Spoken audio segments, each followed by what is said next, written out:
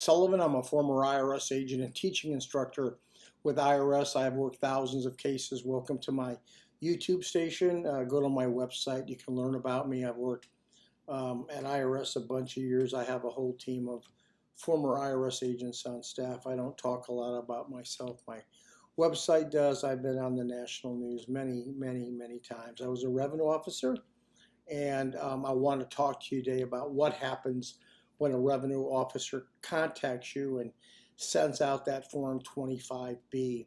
You know, before, when I was there and a bunch of other revenue officers were there, we used to be door knockers. That's what they used to call us, door knockers.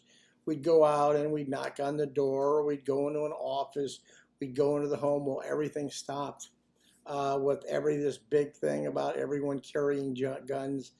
IRS, the revenue officers, can't go out anymore. So what they do is they send out a Form 725B.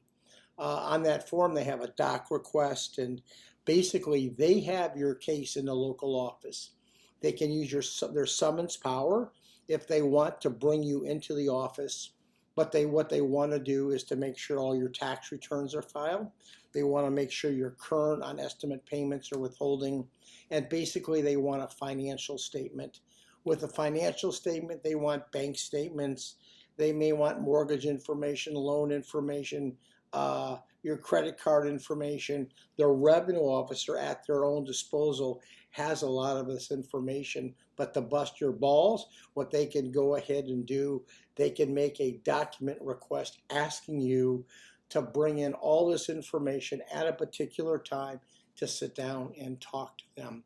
Depending on the agent, some want a lot, some want a little. All they want to do is close your case off their enforcement, their assessment file. That's all they want to do. They do so by getting a financial statement and saying, hey, we'll look at it, we'll put you in a currently non-collectible status.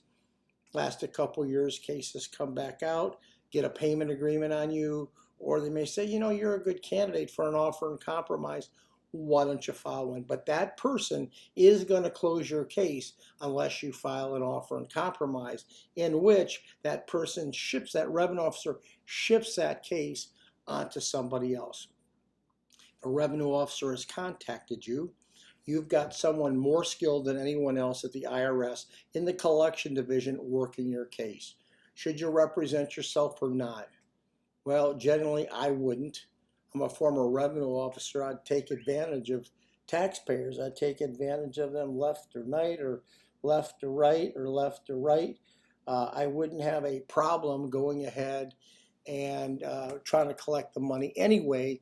In fact, I can't. You shouldn't represent yourself because you can't make yourself look good. So anyway, at the end of the day, if you need representation, call me. I want you to be aware when you give IRS that financial statement, the very big thing you have to worry about is, what is the IRS National Standard? When IRS takes that financial statement, they're going to allow certain expenses and not. What most people leave getting away with is a huge payment agreement from IRS because they don't understand the National Standard program. If you want to know what IRS is going to allow, simply Google the IRS National Standards for housing and utilities, car payments, car expenses, and food and clothing. You'll get some sort of an idea what IRS is going to allow. If you need representation, call me. We are one of the best firms you can contact. By the way, give me a subscription if you would. We always tell you the truth and go behind the scenes. Tells you what IRS is thinking. Thank you.